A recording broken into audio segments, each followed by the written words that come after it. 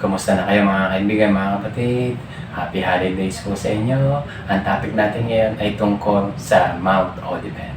Mount Olivet or the Mount of Olives. Kumusta na kayo mga kaibigan, mga kapatid? Ang topic natin ay tungkol sa bundok ng Olivet, yung mga kaganapan dito na in relation with our Lord Jesus Christ. Kung kaya ito tinawag na Mount Olivet, kasi dito sa ating picture, isa sa mga view ng Mount of Olives ay marami siyang mga puno ng olives. Mapansin nyo yung background picture natin dito.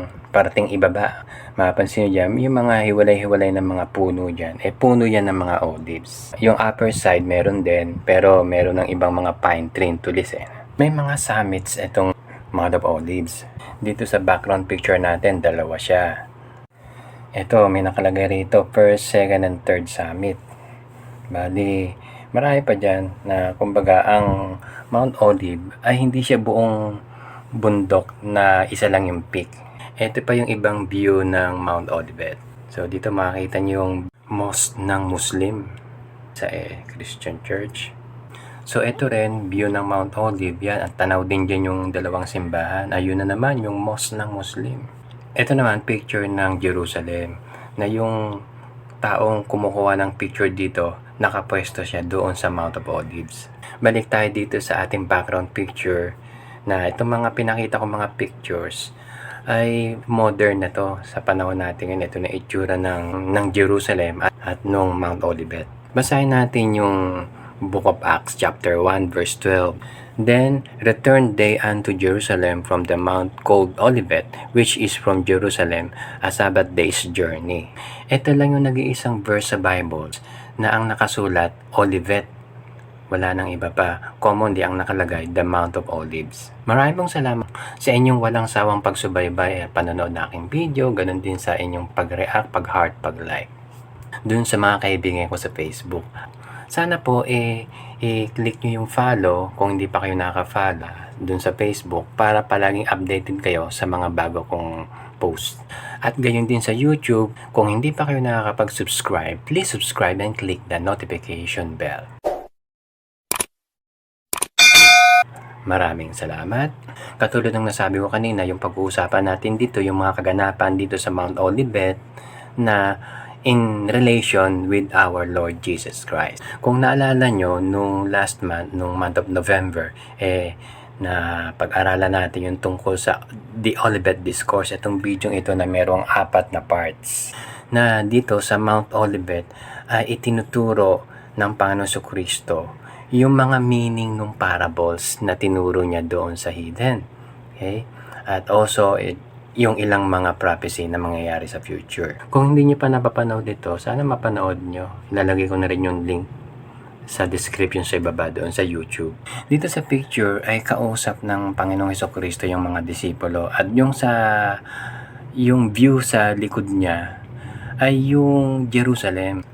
Bago natin pag-usapan yung verse dito sa ibaba, yung muna John chapter 8 verse 1 and 2. Jesus went unto the Mount of Olives, and early in the morning he came again into the temple, and all the people came unto him, and he sat down and taught them. Sa in-between of John chapter 8 verse 1 and 2, may kaganapan na nakarecord sa ibang book ng gospel. Kung ano yung mga ginagawa niya doon sa Mount of Olives. So, ang ibig sabihin, pagkatapos ng mga activities ng Panginoon Kristo sa buong maghapon, siya ay palaging pumupunta rito sa Mount of Olives. Tinuturuan niya rito yung mga disipulo niya, nagpe-pray siya at nagpapahinga rin natutulog. At I believe kapag siya ay nananalangin, siya ay nakaharap doon sa Jerusalem. Basahin ko na itong verse sa ibaba, Matthew 23 verse 37. O Jerusalem, Jerusalem, thou that killest the prophets and stones them which are sent unto thee, how often would I have gathered thy children together, even as a hen gather her chickens under her wings, and ye would not. Ang versikulong ito ay nabanggit ng Panginoon Kristo nung nandun siya sa templo habang siya ay nagtuturo doon. At dito ay tumatangis siya sa matinding kalungkutan niya kung kaya nabanggit niya ito. I believe at kapag siya ay pumupunta doon sa Mount Olivet, babanggitin niya uli yung Jerusalem sa kanyang panalangin. Yung natitirang apat na grupo ng verses, ipapaliwanag ko yung tungkol sa Panginoong Jesucristo at sa Mount Olivet. Dito sa Luke chapter 6 verse 12, ang sabi, "And it came to pass in those days that he went out into a mountain to pray and continued all night in prayer to God."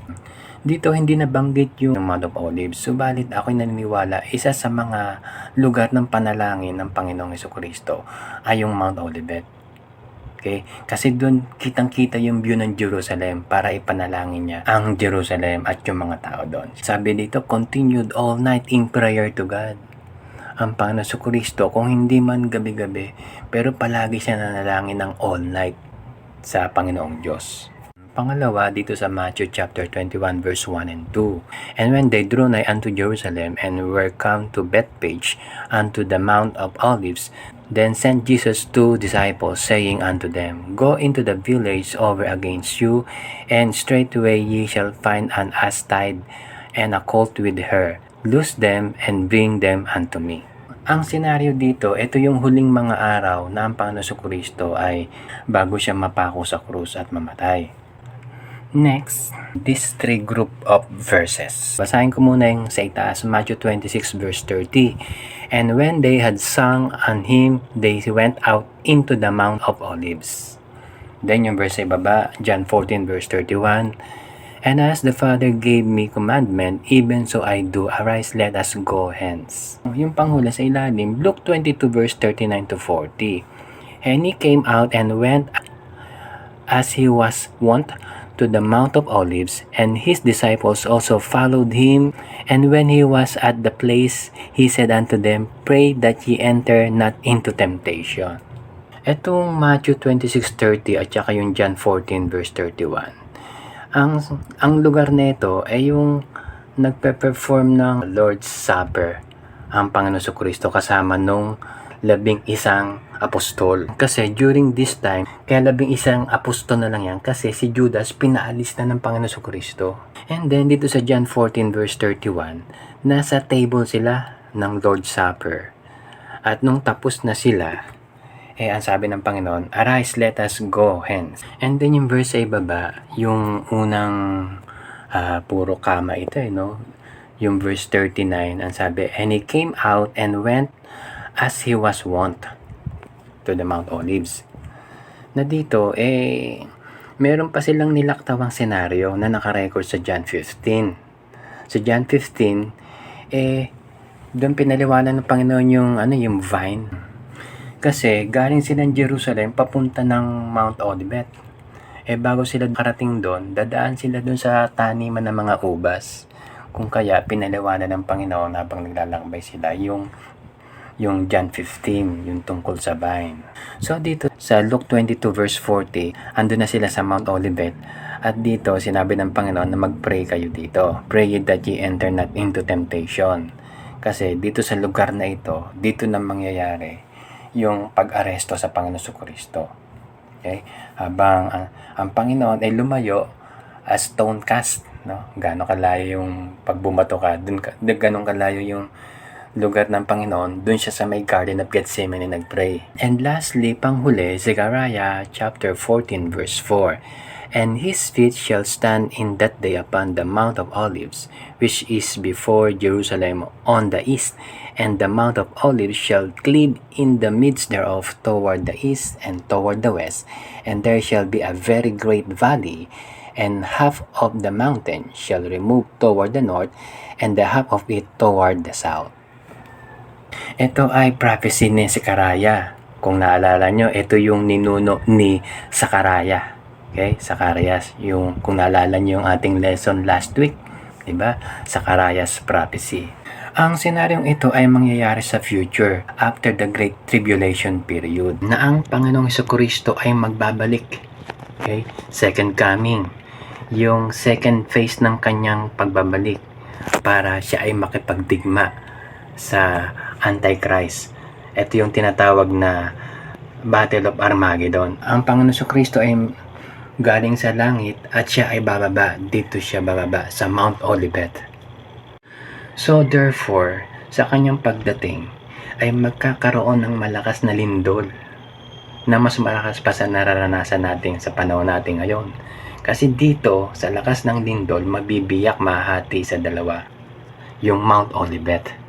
Ipakita ko lang ulit itong aking Bible timeline, pero ang title nito ay The First Fruit Harvest Gleaning Timeline. Doon sa mga suki natin dyan, siguro naalala nyo to, na doon sa bandang right side nakalagay dyan Battle of Armageddon, sa ilalim Revelation of Christ, na ang Panginoon magpapakita, babalik siyang muli at siya ay magta-touch ground doon sa Mount Olivet. Okay? At doon may ipagdigma siya sa Antichrist doon sa lugar ng Armageddon. Ayan po yung ilang mga kaganapan sa Mount Olive in relation with our Lord Jesus Christ. Maraming pong salamat sa iyong panonood. Hanggang sa muli, pagpalain tayo ng ating Panginoon.